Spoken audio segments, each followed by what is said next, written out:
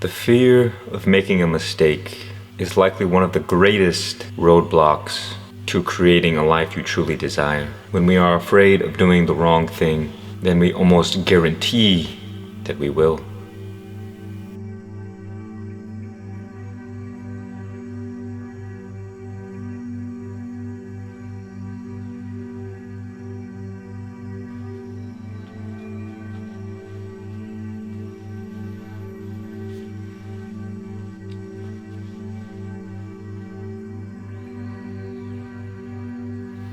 You see, we are often afraid of doing the wrong things.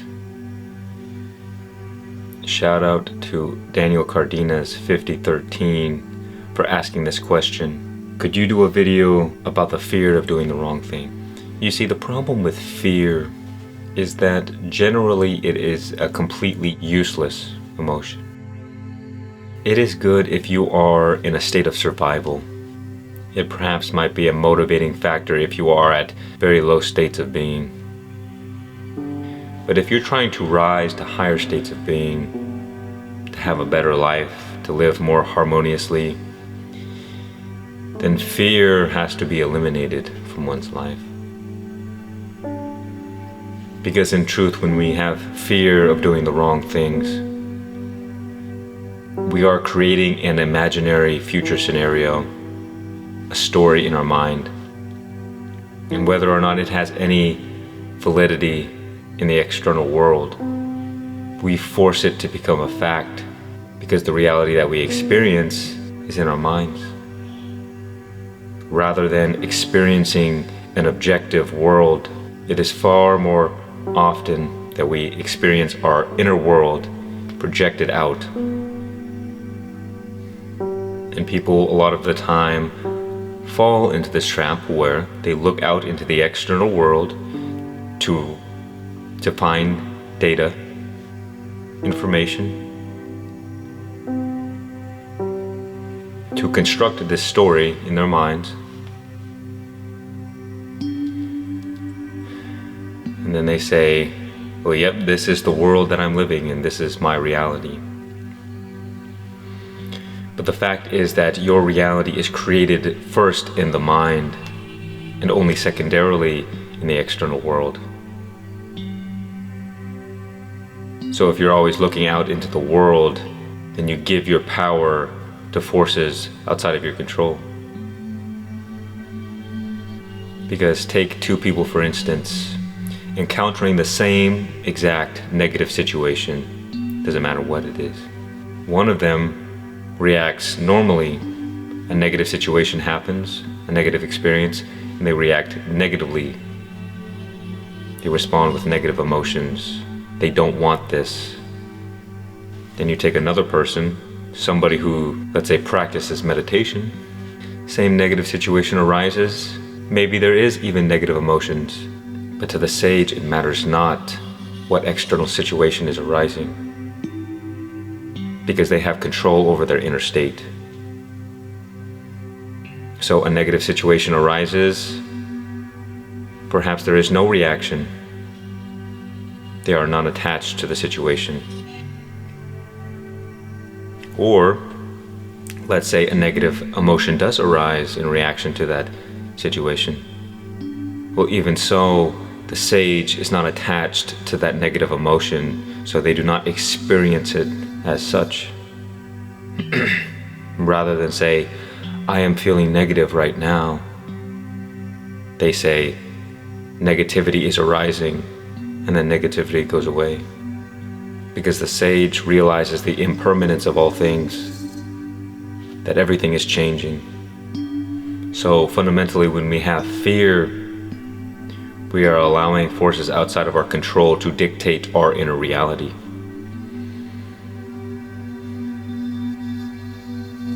Because the only reason fear exists is because of a perceived loss. One thing I heard from spiritual teacher Igor Kufayev, this guy right here. Good stuff. He mentioned that the root of all fear is death. And it makes a lot of sense. I mean, really, what else is there to fear Why do we have fear of making the wrong choices or decisions?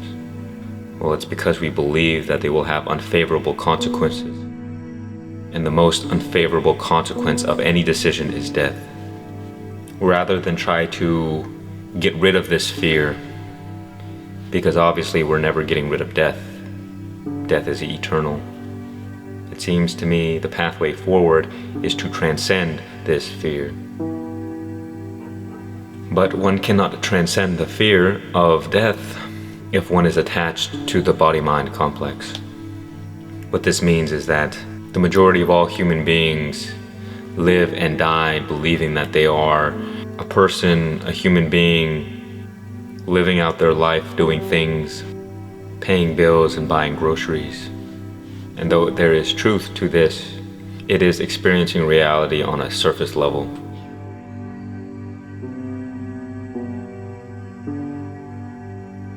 I like to say that the majority of people are engaging in what you might call method acting. That is, they believe themselves to be the character they are playing. So we have these strong ego identities and we say, yes, this is who I am. This is what I'm about.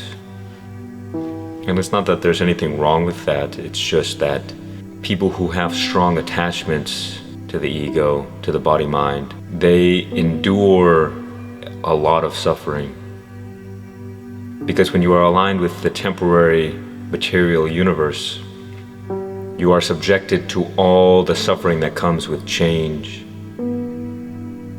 This is the whole groundwork of much of Buddhist philosophy, that everything is changing and that we suffer because we desire and that we avoid. And so when we are attached to the body-mind and aligned with that which is temporary, we have strong desires for things and we have strong aversion. We experience much suffering because when we don't have what we want, it is unpleasant. When we have what we don't want, it is also unpleasant. Then when we finally get what we want, there is a very short-term satisfaction that is experienced, but then we suffer again because everything's changing, so what we have is slowly being taken from us. And so many human beings are in this game of kind of clawing and grasping to hold on to something. Imagine if life was a river. Many people are on the sides trying to hold on to rocks, trying to resist the flow. People are drowning, they're getting pulled under, and they're just trying too hard. But when one trusts the flow of life, when one trusts the universe, when one trusts God, well, then there is nothing to fear. It is the story that our mind plays that is what we are afraid of. But when we are rooted and grounded in the present moment, it is very difficult for fear to arise.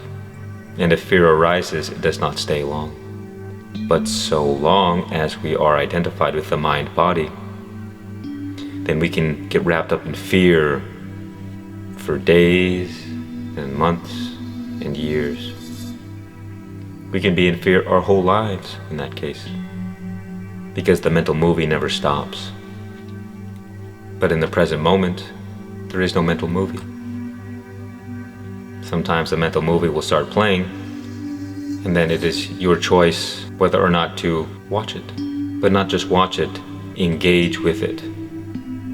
So for instance, if you view fear, let's say a sleazy salesman comes to you in your mind and says, do you want to buy some fear? And so it gives you this story of all the possibilities. It attacks your personal life. It attacks your family. It says, you better be careful because you might do the wrong thing and you might hurt yourself. And often there is truth into what the mind says, but so too, like the snake in the Garden of Eden, there is a cleverness to its ways. It hides, it presents you with a seed of truth and surrounds it with lies. And because there is truth, we believe it. And so too, when the mind comes to you and tries to sell you something, tries to sell you fear or shame and guilt, it is your choice to say, I am not interested in what you are selling. It will try and manipulate you into believing and giving your free will and your power over to it. But it cannot sell you anything if you do not buy. And if you pay close attention, the more aware of your thoughts you become, the more you will find that this is going on every day, all the time. The mind is always selling you things and you're always purchasing them. The mind gives us thoughts and we entertain them. We entertain the demons and therefore they steal our energy and gain power over us. And so the key to retaining your power over any kind of demonic energies is simply to not feed it. Do not feed the guilt, the shame, the fear. And it is not easy, but it is no more than a habit that we've been pulled into. It's just a simple pattern of behavior that we repeat. And so, to the degree in which we have our whole lives entertained these thoughts, so too it will take some time to stop entertaining them.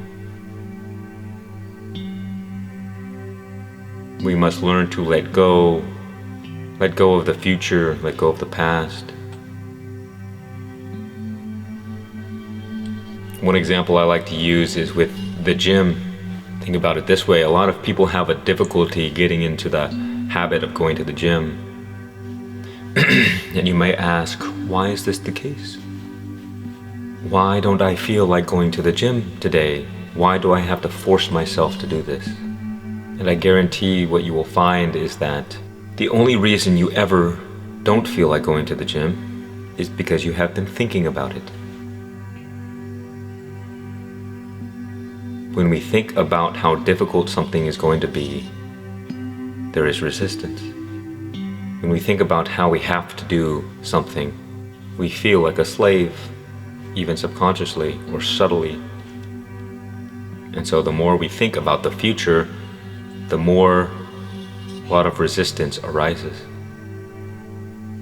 It is only when we think about the future in which fear arises. It is only when we ruminate on the past in which shame and guilt arises. It is only because of our identification with the mind-body, with a person, does any suffering arise. And perhaps that is a radical statement. But the fact is that our true nature as consciousness, as pure being, as awareness, well, it is eternal and therefore transcendent of the temporary materialistic universe. Therefore, nothing in the temporary has any effect over it whatsoever. That is why when we align ourselves with consciousness, when we align ourselves with the eternal, which is here now in the present moment, does the suffering of the world begin to lessen and lessen and lessen. One cannot have fear in the presence of God. For once you know that you are beyond death, what is there to be afraid of? But the more we are identified with the mind-body, what happens is that we have our consciousness awareness over here, we have our mind-body complex, one thing, we have our experiences arising.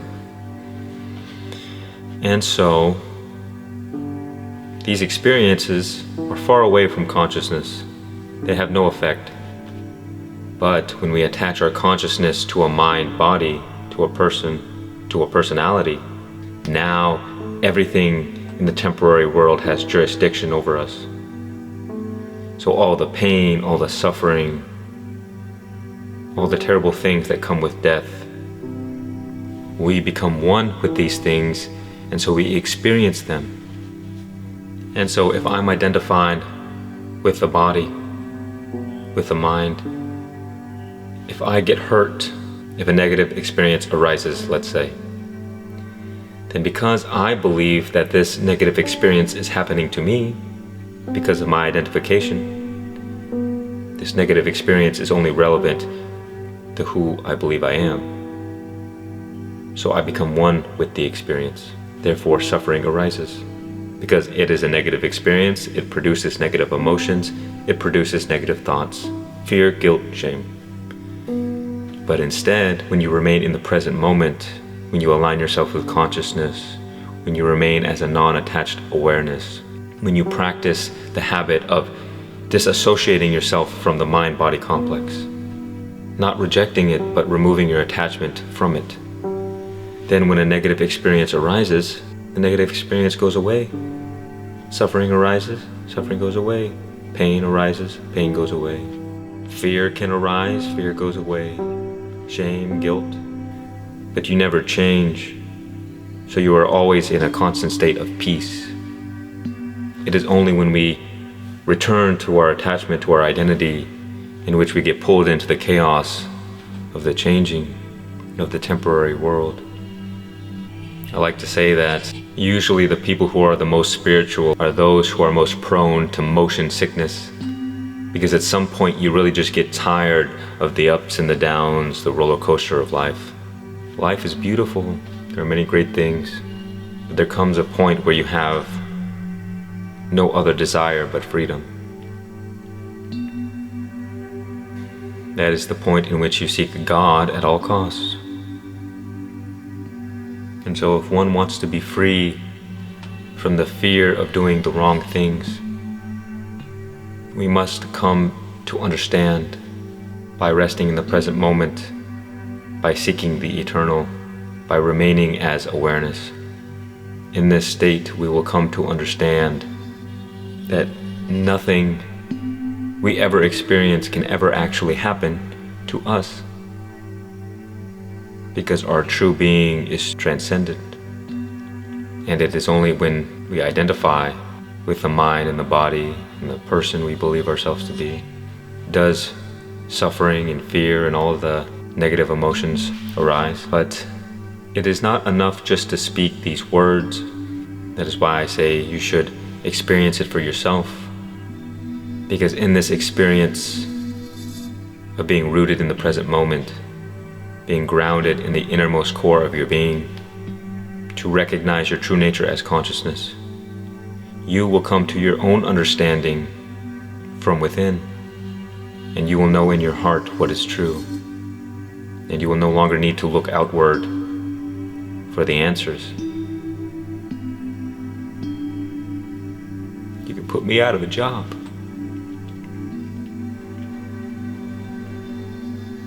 So begin seeking the truth within. As great as these words may sound, they mean nothing until you experience them for yourself, experience the meaning of them. So I am not trying to tell you anything, but I am attempting to tell you where to look. And then you can see for yourself. But one thing I would say is that we should attempt not to overcomplicate things, because the truth is very simple. And so the more information and knowledge we try and seek, oftentimes the more we get distracted from the truth. Because the truth, the highest truth, is beyond all words, is beyond all thoughts. When we experience the silence and the stillness in this present moment, that is where the truth will be found. Not in philosophy or in books, but right here, right now. Because consciousness is the infinite potential that gives rise to all things.